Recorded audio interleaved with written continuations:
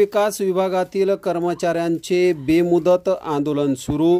केंद्र सरकारच्या धर्तीवर राज्य सरकारनेही राज्य शासकीय कर्मचाऱ्यांना यूपीएस योजना लागू करण्याबाबत घोषणा केलेली असल्यामुळे राज्यातील बहुतांश कर्मचारी अधिकारी संघटनांनी काम बंद आंदोलन स्थगित केलेले आहे।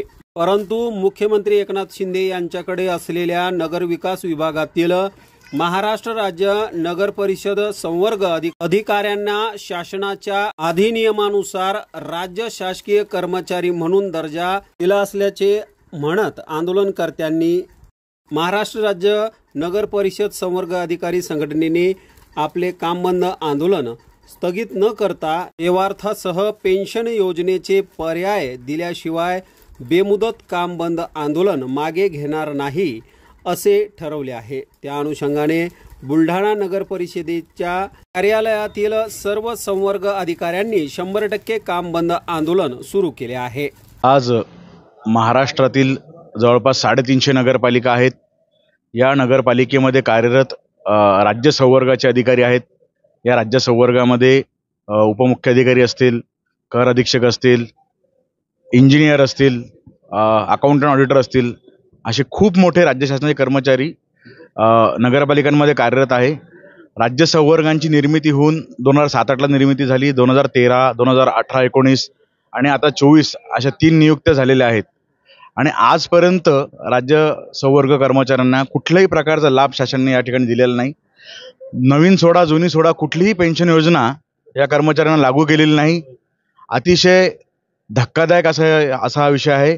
कारण की खेदाची बाब अशी आहे की हा विभाग माननीय मुख्यमंत्र्यांच्या अंडर असतो आणि असं असून सुद्धा 11-12 वर्ष झाले अजून कुठली योजना या कर्मचाऱ्यांना लागू केलेली नाही। त्यामुळे आज महाराष्ट्रभर आम्ही सगळे संपावर गेलेलो आहोत। आमचं जुनी नाही कुठली तरी पेन्शन द्या एवढीच मागणी आहे। शासनाची दखल घेईल एवढीच आमची अपेक्षा आहे। तर आम्ही बेमुदत संप करणार आहोत आणि त्याच्यावर आम्ही ठाम आहे सगळे कर्मचारी।